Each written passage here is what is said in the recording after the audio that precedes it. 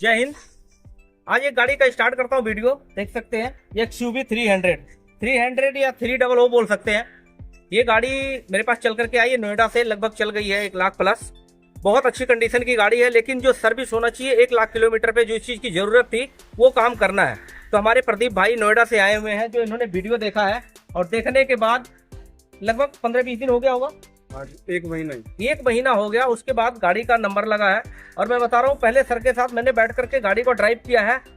गाड़ी चलाने के बाद जो जो कमियां वो सारी चीजें बता दिया है। बताने के बाद खोल करके एक एक चीज चेक करके इनके सामने ही काम करूंगा और इनसे डिसीजन मतलब दोनों लोग बात करेंगे किस तरीके से काम करना है, कैसे अंजाम देना है, कितना खर्च करना है। जैसे कई बार लोग बोलते हैं आप खर्चा नहीं बताते, तो खर्चा बिना खोले तो सही मायने में एक्चुअल में पता लगेगा नहीं। वो 3 का 13 हो जाता है और वहाँ हमेशा बेइज्जती होती है। ऐसा काम हमने करना नहीं है। सर हमारे साथ हैं प्रदीप जी, और पूरा दिन बैठ करके अपने सामने काम कराएंगे। मैं गारंटी देता हूँ जो भी काम करूंगा इनकी मर्जी से करूंगा। पहले मैं अपना राय बताऊंगा, जैसा इनको ठीक लगेगा वैसा, लेकिन काम वही होगा जो गाड़ी के लिए अच्छा हो और सर के लिए अच्छा हो और हमारे लिए भी अच्छा हो। कोई चीटिंग और फ्रॉडबाजी करना नहीं है। तो सर आपके सामने ही काम करूंगा, ठीक है ना। जो भी आपको लगेगा पूछ के करूंगा, और अगर कहीं लगे तो आप बीच में चल सकते, सर ऐसा ऐसा कर सकते, ठीक है। जो मैंने नोट किया, इसमें एक तो जनरल सर्विस करना है। कूलेंट इसमें लीक हो रहा है कहीं से, पानी उसमें है नहीं, पानी डाल डाल के उसको मैंने बंद करना है। और जब मैंने गाड़ी चलाया तो हैंड ब्रेक कुछ इस तरीके से आप देख सकते हैं।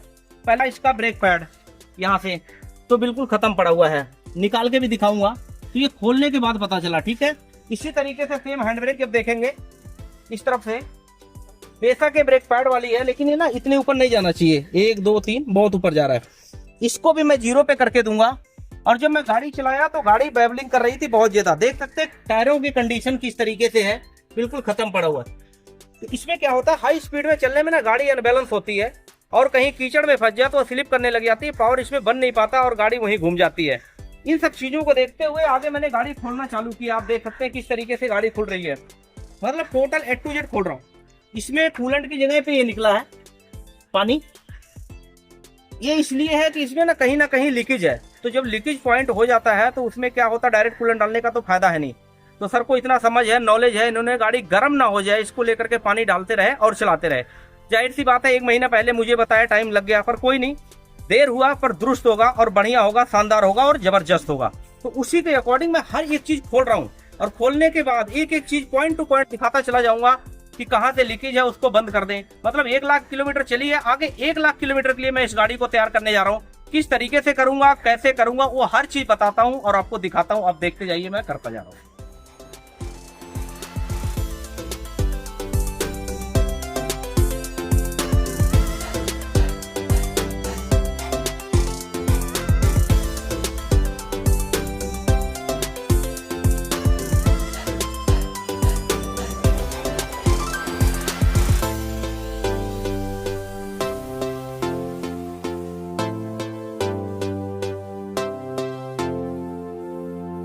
जैसे मैं एक एक चीज खोलता रहता हूँ ना और खोल के कस्टमर को दिखाता रहता हूँ, सही मायने में क्या है, इसके ऊपर हमारे ऊपर ना बटन पर नहीं पड़ता। कस्टमर हमारे सामने बैठ करके काम करते हैं, मुझे भी अच्छा लगता है। लेकिन आज के डेट में मेरे लिए सबसे अच्छी बात जो हो रही है, सही मायने में जितने कंपनी के लोग आ रहे हैं, मेरी गाड़ी कंपनी से होके आ रही है और वो कहते भाई साहब मैं अपने सामने ही काम कराऊंगा। तो यहाँ पे वो हो गया ना, कहते हैं जो रोगी चाहे वही वैद्य फुरमावे, मतलब भोजपुरी कहावत है कि जो मरीज चाहता है और वही डॉक्टर बोल देता है। तो हम तो यही चाहते हैं, आते कस्टमर हमारे सामने बैठे और वो अपने सामने काम कराएं और क्या सामान निकल रहा है और क्या सामान डलेगा।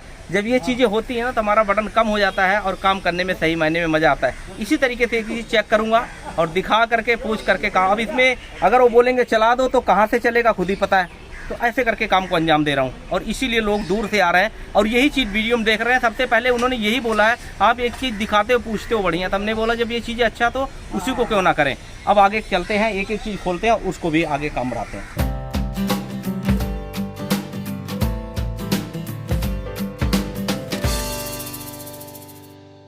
ये खोल दिया मैंने ब्रेक पैड, इसका पीछे का देख सकते हैं, एक इसमें पतला हो गया एक मोटा। ये भी ये ढूंढने की जरूरत है कि ऐसा क्यों हुआ। मैं कोई भी काम खोलता हूँ ना, अगर कोई फॉल्ट लिखता है तो उसके अंदर तक घुसने की कोशिश करता है, क्यों वाई ऐसा क्यों हुआ है कि एक पैड मोटा रह गया और एक हो गया पतला। क्योंकि इसमें क्या हो रहा है ना, अगर एक पैड पतला है तो हमें चारों बदलना पड़ेगा। अक्सर मैंने गाड़ियों में देखा है कि एक तो बिल्कुल घिस गया, 3 बिल्कुल ठीक है। ऐसा इसलिए होता है कि जब ये कैलिपर का ये पोजीशन गड़बड़ होता है और पीछे से हैंड ब्रेक की सेटिंग सही नहीं होती है तो अक्सर ऐसा कुछ होता है। तो जब मैं इसको खोलता हूँ तो सारी चीज़ बिल्कुल A to Z करके देता हूँ, फिट करके देता हूँ, ताकि आगे चल करके दिक्कत ना आए। बेशक ये डिस्क ब्रेक वाली है, लोग एक बार कहते हैं कि ये डिस्क ब्रेक वाली है, इसमें तो हैंड ब्रेक सेट नहीं होगा, लेकिन नहीं होगा, इसका भी इलाज होगा। और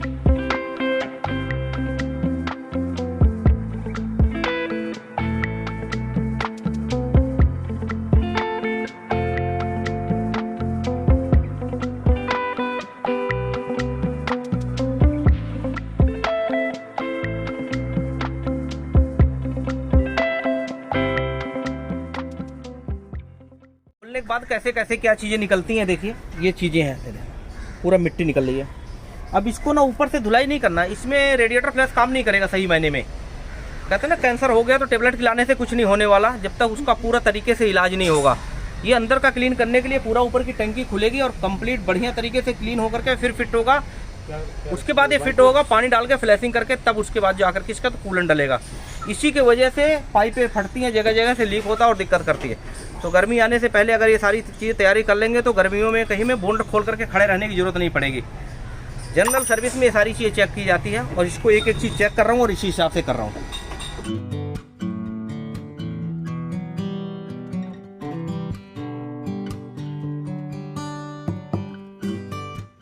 देखो ये कूलेंट का पाइप इसका निकला अंदर से, जो काफ़ी अंदर था। उसको खोलने के लिए बहुत सारी चीज़ें खोलना पड़ा, क्योंकि ऊपर से दिखता नहीं, नीचे होता, तो जैसे लीक हो जाता है पानी डाल देते हैं।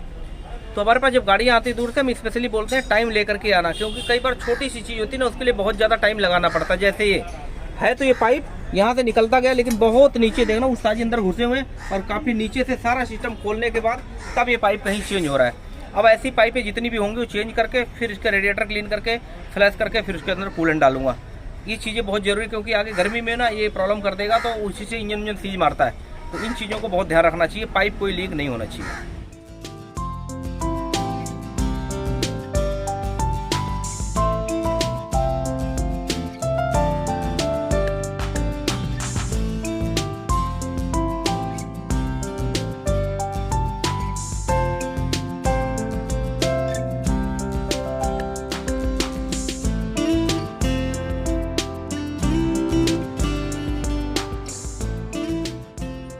गाड़ी पहली बार आने की वजह से बताया ना कि चली हुई थोड़ा ज़्यादा डाउट ना रहे, इसलिए गिरायल निकाल के देखना, कंडीशन है कुछ इस तरीके से, देखना बुरादे हो गया। कई बार क्या होता है ना कि क्लच तो लंबा चल जाता है, लेकिन इसको चेंज नहीं करते लोग, तो ये ना चमक आ गई, ये चमक होती है ना, ये खराब करता है सिस्टम को, ये नहीं होना चाहिए।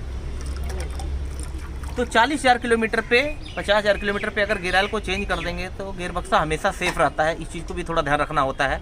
इंजन ऑयल तो हम लोग क्या करते हैं, बदल देते हैं हर 10,000 किलोमीटर 12,000 किलोमीटर पे, उसमें भी कई बार लोग लेट कर देते हैं तो कचरा जम जाता है। इसी तरीके से इसको 40,000 पे कम से कम एक बार बदल देना चाहिए। 50,000 पे बदल देंगे तो ये चीज़ें नहीं होगा, नहीं तो इससे क्या बैरिंग सारा खराब होगा और फिर उसके लिए गियर बक्से में लंबा हिसाब बन जाएगा। इस चीज़ को देखने से ही पता चल रहा है, तो खोल के चेक कराना बहुत ज़रूरी है। ये है इसका डीजल फिल्टर। ऊपर से मैंने डीजल निकाला तो डीजल तो साफ सा निकला है सही मायने में, लेकिन अंदर का जो कंडीशन होता है ये बिल्कुल वाइट होता है, एकदम बिल्कुल फ्रेश होता है। ये चल चल करके इसमें काला सारा इकट्ठा हो जाता है, इसलिए डीजल फिल्टर को टाइम से बदल देना चाहिए। जो पेपर है ना बिल्कुल वाइट होता है और बढ़िया होता है, रेड होगा या वाइट होगा, अभी नया वाला भी देखेंगे इसी तरीके से होगा। तो ये खोल के ही पता चलता है, इसलिए हमेशा खोलना नहीं चाहिए। इसको भी टाइम से 40 और 50,000 किलोमीटर पे बदल देना चाहिए। अगर ये बदलेंगे तो फिर आगे चल करके फिर कोई दिक्कत बड़ी आने वाली नहीं है। तो ऐसी चीज़ें मैं चेक करके इसलिए कर रहा हूँ कि रीडिंग टू रीडिंग अगर करेंगे तो फिर लाखों किलोमीटर गाड़ी चलने के लिए तैयार हो जाती है, प्रॉब्लम नहीं आएगी। ये चीज़ सामने दिख रही है। तो ये निकला जहाँ से लीक हो रहा था, ये यहाँ से होता है काफ़ी, इतना हिस्सा अंदर होता है, चिपका हुआ होता है और ये बाहर होता है। पूरा जंग लग गया था पानी की वजह से, बड़े मुश्किल से काट करके तोड़ तोड़ के निकाला गया है। अभी टाइम था, गाड़ी ठंडी, पूरी ऊपर उठा करके धो गया, नहीं तो इमरजेंसी में अगर कभी चेंज करना हो ना तो ये सारी चीज़ें चेंज नहीं होता है। मेरे कहने मतलब एक ही, अगर कूलेंट टाइम से जल रहा रहेगा तो जंग वंग नहीं लगता, अंदर जो जंग दिखाई दे रहा है ये नहीं होता है। तो बार बार हर वीडियो में मैं एक ही बात बोलता हूँ कि कूलेंट हमेशा डाल के रखें आप लोग, ताकि ये वाला सिस्टम ऐसा ख़राब ना हो। हथौड़े से मार मार के तब जाके निकाला है मैंने इसको मैं पूरा नया डालूंगा। इसका तो पूरा रेडिएटर हो गया क्लीन। ये तो है फैन असेंबली, जो हमने पहले ही चला करके चेक कर लिया और ऊपर से जितना क्लीन होना था वो कर दिया। रेडिएटर ये है क्लीनिंग, ये है वो बाहर से तो क्लीन हर कोई कर देगा, पानी मार देगा, प्रेशर मार देगा, क्लीन कर देगा। लेकिन अंदर से किस तरीके से क्लीन होता है अब देखना किस तरीके से हो रहा है। पूरा टैंकी किस तरीके से खोला हुआ है, साफ करके पानी का प्रेशर किस तरीके से लगाया हुआ है और सारी नलियों से पानी किस तरीके से निकल रहा है, बिल्कुल फुहारे की तरह आप देख सकते हो।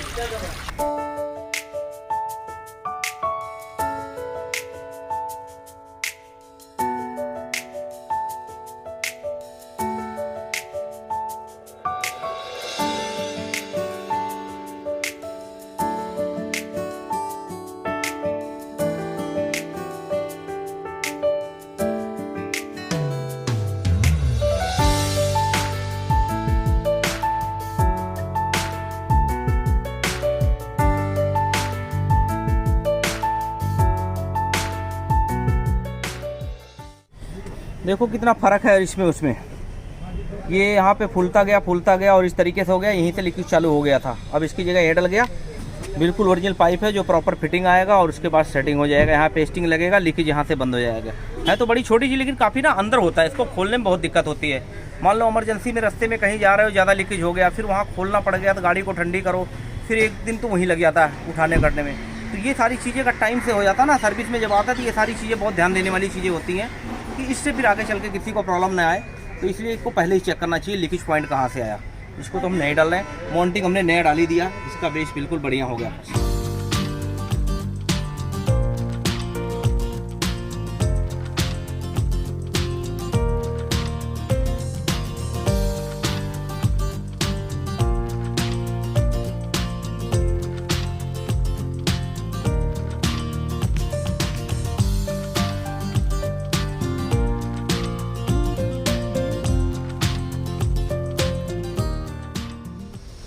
ये होता है कैलिपर पिन, ये जितना अच्छा मूव करेगा आगे बार। मैंने कैलिपर में ग्रीस भी लगाया है, देखिए, जो स्पेशली हाई टेम्परेचर वाली होती है, जाम नहीं होना चाहिए। इसी की वजह से ना जब ब्रेक पैड घिसता है कम और ज़्यादा होता है, इसी को वजह। जब भी ब्रेक का काम हो कभी तो ये देखना चाहिए कि चारों कैलिपर बिल्कुल मूव करना चाहिए, ज़्यादा पिले भी नहीं जाना चाहिए, ज़्यादा टाइट भी नहीं होना चाहिए। अगर इस तरीके से हमेशा फिट रहेगा तो फिर दिक्कत नहीं आएगी, इससे पहिया भी गर्म नहीं होगा और जो खटखट की आवाज़ आती है वो भी नहीं आएगा। और ये जो दिक्कतें करती हैं कई बार ना बीच बीच में, ये सारी की सारी चीज़ें खत्म हो जाएगी। लेकिन ग्रीस इसमें हमेशा ये वाली डालनी चाहिए, क्योंकि हीट होता बहुत ज़्यादा, तो ऐसा ना हो पिघल के बाहर निकल जाए और रबड़ इसका जले ना, इसके लिए बहुत ज़रूरी है।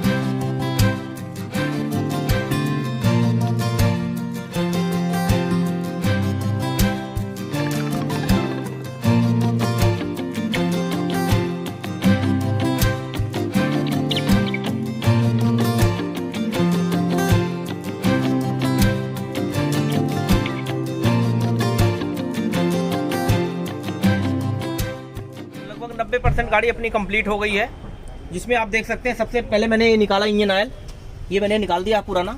अब इसमें फ्लैशिंग ऑयल डालूंगा। उसी तरीके से सेम इसका ये पूरा कंप्लीट हमने, ये था कूलेंट का पानी और जंग लगा हुआ था। गेयर ऑयल का कंडीशन बहुत ज़्यादा खराब था, ब्रेक ऑयल का कंडीशन भी खराबी हो गया था। ये सारी चीज़ें लंबी टाइम के बाद चेंज हो रहा है। इंजन ऑयल निकालने के बाद आपको जैसे हर गाड़ी में मैं करता हूँ मोस्टली, उसको मैं करने के लिए तैयार हूँ। 4 लीटर इसमें फ्लैशिंग ऑयल डालूंगा और डाल करके क्लीनिंग करूँगा। क्लीनिंग करने के बाद फिर इसमें जौन सा भी ऑयल होता है कस्टमर से डिस्कस करके वो चीज़ें मैं डालने वाला हूँ। और मैं हमेशा एक चीज़ को बोलता हूँ कि मैनुअल में क्या लिखा हुआ मुझे पता है, बट कस्टमर का रिकमेंड होता है कि मेरी गाड़ी में ये डालो, इस तरीके से डालो, मैंने इसका परफॉर्मेंस को देखा हुआ और समझा हुआ है, तो मैं उन्हीं के हिसाब से करता हूँ। हाँ, कोई गलत सलाह नहीं होता। ऑयल कोई भी हम डाल सकते हैं, कंपनी का ऑयल हो, कोई दिक्कत परेशानी आने वाली नहीं है। लेकिन कुल मिला करके कस्टमर के कई बार जरूरी नहीं है कि हम अपने आप को बहुत तुर्रम खान है, मैं ठीक हूँ लेकिन मैं ही ठीक हूँ ऐसा नहीं है। कस्टमर भी बहुत सारे जानकारी लेकर के आते हैं, उनका नॉलेज से मैं सीखता हूँ, बहुत सारे मैकेनिक भाई से सीखता हूँ और उसी चीज़ को अपडेट करके मैं काम करता हूँ। उसी की वजह से गाड़ियों की लाइन लगती है मेरे पास। और मैं बता रहा हूँ, अलग से कोई मंत्र है नहीं। मैंने अक्सर लोगों के मुंह से सुनते हुए देखा मेरे पास काम नहीं है। ऊपर वाले की कृपा से कभी जिंदगी में मेरे मुंह से नहीं निकला कि मेरे पास काम नहीं है। हमेशा काम है, हमेशा काम है। बट फिर मैं बोल रहा हूँ कि मैं ही नहीं हूँ ठीक। लेकिन हाँ जितना हो सकता है उतना बेस्ट करता हूँ और सीखता हूँ। जैसे जैसे लोग बोलते हैं उसी हिसाब से अपडेट करते हैं और उसी हिसाब से आगे निकलते हैं। तो फ्लैशिंग ऑयल में डाल रहा हूँ, जो पुराना ऑयल निकाला था उसके बाद ये डाल रहा हूँ। 4 लीटर डालूंगा, इसका इंजन बड़ा है।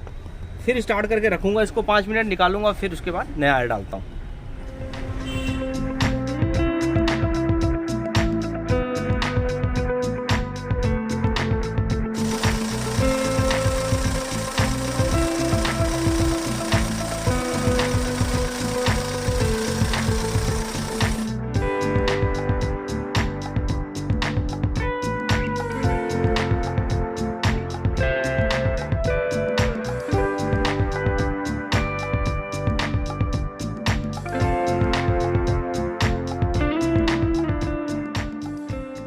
ब्रेक ऑयल जो कंप्लीट क्लीन किया है ये निकला है और ये इसमें हमने डाला है, ठीक है। बाकी ये तो देख ही लिया, ये इसमें डल रहा है, ये इसमें निकल रहा है।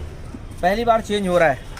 इससे क्या है, मास्टर सिलेंडर और व्हील सिलेंडर हमेशा के लिए बच गया, लंबे टाइम के लिए ख़राब हो गई नहीं जल्दी अगर ये चेंज होता। जैसे इंजन ऑयल को बदलते हैं ना, इंजन ख़राब ना हो, गेयर बॉक्स को ऑयल को बदलते हैं, गेयर बॉक्स ख़राब ना हो, ऐसे ब्रेक ऑयल बदल देने से व्हील सिलेंडर और मास्टर सिलेंडर जल्दी ख़राब नहीं होता है।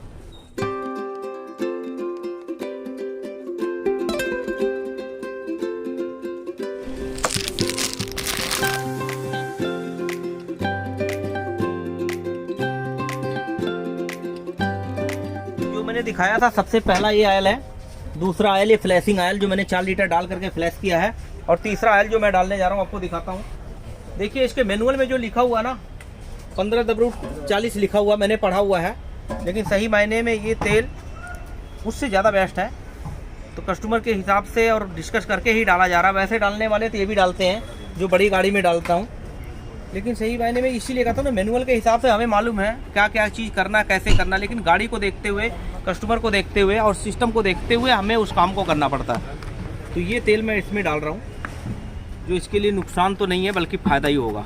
नुकसान कुछ भी नहीं होता है, लेकिन वही है टाइम पे जब काम नहीं होता तो क्या करता। अगर मैं फ्लैशिंग नहीं करता तो ये ऑयल भी अभी कचड़ा ही बन जाना था। तो एक बार फ्लैश करने के बाद डाल रहा हूँ, तो आप देख सकते हैं किस तरीके से ऑयल है। जापान की कंपनी है, 1911 में स्टार्ट हुई थी। जापान में नंबर 1 लुब्रिकेंट कंपनी है। कभी भी इदोमेशु का नाम डाल करके IFD डालेंगे तो आपको आ जाएगा और सारी चीज़ें आप चेक कर सकते हैं।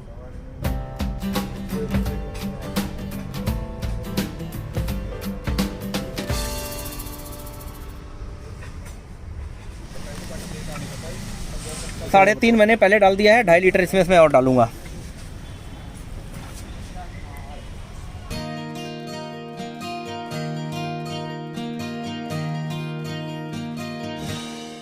गाड़ी तो हो गई अपनी बिल्कुल कंप्लीट। देखो गाड़ी जब आई थी मेरे पास तो सर कह रहे थे भाई कितना टाइम लगेगा, सर्विस कराना है। मैंने बोला गाड़ी देखने के बाद मैं बता दूंगा क्या क्या काम करना है, किस हिसाब से होगा, कितना टाइम लगेगा। अक्सर आज के डेट में क्या हो रहा है, 95% लोग यही पूछ रहे हैं, और जाहिर सी बात है, अच्छी बात है, हर कोई आइडिया लेना ही चाहता है कि मैं जाऊँगा तो कितना पैसे लेके जाऊँ, माइंड क्या सेट करूँ और काम कराने जा रहा हूँ। कहते हैं सर्विस का कितना पैसे लगेगा। अब सर्विस के नाम पे आई थी, सुबह 9:30-10 बजे गाड़ी पहुँच गई थी और पूरा रात को 9 बजे तक काम किया। लगभग गाड़ी कंप्लीट हो गई, लेकिन मेरी तसल्ली नहीं हो रही थी। एक जगह से हल्का माइनर लीकेज दोबारा मिल गया। उस लीकेज को देखते हुए मैंने गाड़ी को रोका कि आज आप छोड़ दो करके, दूर से आए हो तो वहाँ अगर कोई प्रॉब्लम आ गई तो मैं कुछ नहीं कर पाऊँगा। यहाँ सारी चीज़ें अपने हाथ में है। तो उस चीज़ को देखते दोबारा उनका टाइम और पैसा वेस्ट ना हो, पता नहीं क्या क्या काम होगा, किस तरीके से। हमने सारा काम किया, हमें पता है कहाँ से प्रॉब्लम है। तो उस चीज़ को सॉल्व करने के लिए स्पेशली मैंने कार को रोक लिया है। रोकने के बाद दूसरे दिन पूरी गाड़ी को कंप्लीट किया, चेक किया। यहाँ आने के बाद सर्विस का नाम था, लेकिन लीकेज के सारे पॉइंट बंद हुए, सारा जर्नल सर्विस हुआ। टायर भी इसमें नए डल गए क्योंकि टायर बहुत ख़राब हो गया था। सस्पेंशन हमने पूरा चेक किया और ब्रेकों का सारा A to Z काम किया। ये सारा काम करने के बाद अब मैं फाइनल ट्राई लेने जा रहा हूँ, और ट्राई मारने के बाद फिर इसकी कंप्लीट वॉशिंग कराऊंगा। किस तरीके से वॉशिंग होता है वो भी आपको दिखाऊंगा, क्योंकि यहाँ आने के बाद ना गाड़ी का कंडीशन कुछ इस तरीके से अंदर देख सकते हैं। तो ये जब इसकी वॉशिंग होगी बहुत बढ़िया तरीके से तो बिल्कुल चकाचक हो जाएगा। हालांकि वॉशिंग का काम मेरा पर्सनल नहीं है, मैं बाहर से कराता हूँ, ऑथराइज है, पेट्रोल पंप है, थोड़ा ज़्यादा पैसा लगता है लेकिन काम ठीक होता है, तसल्ली का होता है। इसलिए जो लोग बोलते हैं मैं उनकी गाड़ी का वॉशिंग भी करा देता हूँ। तो मैं अब चला के देखता हूँ गाड़ी का क्या रिस्पॉन्स है। गाड़ी तो हो गई ठीक, एकदम बढ़िया हो गई, तसल्ली है मेरी। देखो 1 दिन के लिए आई थी लेकिन 2 दिन लगाया। चाहता तो मैं गाड़ी करके दे भी देता, लेकिन मेरी अपनी तसल्ली नहीं हो रही थी सही मायने में, क्योंकि लोग दूर से आते हैं, उनको नहीं पता कि क्या है, लेकिन छोटी छोटी चीज़ें थी इसलिए कंप्लीट किया भाई। पूरी बढ़िया हो गई है, फर्स्ट क्लास है। रीडिंग लगा देते हैं 10,000 किलोमीटर की है। बड़ा लंबा काम हो गया, जर्नल सर्विस हो गया, आगे चल के कोई दिक्कत ना आए, तो मेरी अपनी पूरी तसल्ली हो गई है। बस एक लास्ट काम होता है, जो अंदर का तो सारा हो गया, लेकिन ऊपर से नहलाना धुलाना है, उसका भी मैं तैयारी कर रहा हूँ। पेट्रोल पंप पे ले जा करके इसको बढ़िया से धुलवा देता हूँ और फिर उनको गाड़ी हैंड ओवर कर देता हूँ। सारी गाड़ी कंप्लीट होने के बाद मैंने वॉशिंग कराने के लिए लाया हूँ गाड़ी। वॉशिंग हमारी कुछ इस तरीके से होती है। सबसे पहले इसमें से सारा सामान निकलेगा, वैक्यूम किया जाएगा बढ़िया से, और फिर उसके बाद वॉशिंग जो होगा तो पानी कुछ इस तरीके से होता है। 3-3 टंकियाँ लगी हुई हैं। ये फिल्टर पानी होता है और कॉर्पोरेशन का पानी है। कई बार लोग बोलते हैं ना यहाँ बहुत ज़्यादा महंगी है धुलाई है, तो बाहर की दुनिया में जो धो रहे हैं ना, वो जेट पंप से निकाल के ज़मीन के पानी से धो देते हैं। जो खारा पानी होता है वो गाड़ियों में गलावट आ गई। अक्सर आपने देखा होगा और हमने देखा हुआ है कि कई जगह खारा पानी होता है, लोग अपने आप धोते हैं और पूरी गाड़ी गल जाती है। 3-4 साल में सारी पपड़ियाँ निकल जाती हैं। तो इस पानी से धोने से इसमें कोई नुकसान नहीं होता है और सारा पूरा का पूरा प्लांट लगा हुआ है। थोड़ा महंगा तो ज़रूर है, लेकिन इससे सफाई बहुत अच्छी हो जाती है और गाड़ी को नुकसान नहीं होता है। इसलिए जो कस्टमर मुझे बोलते हैं, उनका टाइम होता है तो मैं धुलवा के स्पेशली देता हूँ। किस तरीके से गाड़ी धुलती है, ऊपर नीचे अंदर बाहर, वो आप खुद ही देख सकते हैं। अभी स्टार्ट हो गया है।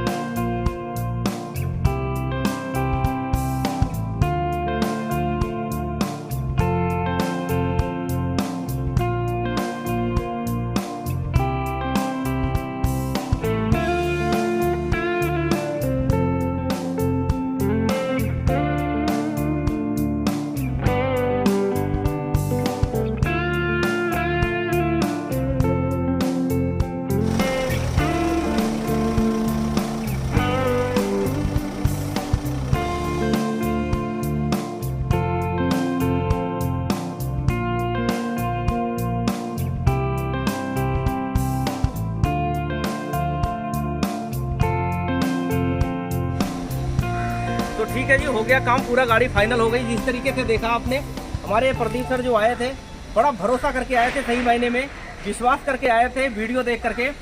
कल पूरा दिन इनके सामने काम हुआ है। रात को कुछ काम रह गया था, गाड़ी रोक लिया, उनके गैर मौजूदगी में सारा काम करा दिया। अच्छा प्रदीप सर, आप बताइए, कल जब आप देख रहे थे वीडियो में, जो देख करके आए थे, जब आप बैठ के पूरा दिन काम कराए, तकरीबन 9:30 बज गया था, 9 बज गया था, कुछ ऐसा लगा कि हम लोग इग्नोर किए या वीडियो?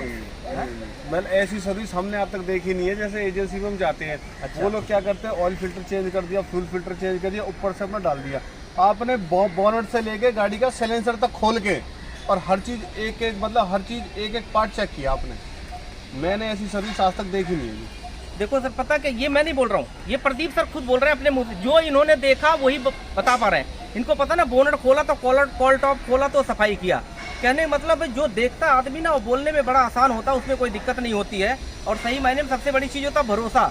अगर उतने दूर से कोई आया है और काम कराने के लिए स्पेशल, तो मुझे नहीं लगा कि कोई ऐसी चीज़ कमी छोड़ना चाहिए। मैंने सारा का सारा चीज़ कर दिया। फिर भी प्रदीप सर, अगर कुछ भी लगे ना आपको, तो फ़ोन पे डिस्कस कर लेना। और जो काम कर दिया हूँ, कुछ काम तो जैसे डीजल फिल्टर 50,000 किलोमीटर बदलने की जरूरत नहीं है। लंबे टाइम तक आप गाड़ी चला सकते हो बेफिक्र होकर के, शानदार तरीके से। मेरी पूरी तसल्ली हो गई है। कुछ भी लगे तो फ़ोन पे कर सकता है। कुछ भी मैसेज देना चाहते हो तो अपने भाइयों को अपने भाषा में दे सकते हो। गाड़ी में जान डाल दी और क्या कहूँ। नहीं ठीक है। देखो पता है आप लोग का प्यार मोहब्बत, इतना टाइम देते हैं, पेशेंस रखते हैं और उतने दूर से आते हैं, उसी को देखते हुए सारा काम करना पड़ता है। बहुत अच्छा लगा, आपने अपने सामने काम कराया, मज़ा आ गया वाकई में। ठीक है, कोई दिक्कत हो तो बताना। अरे नहीं सर।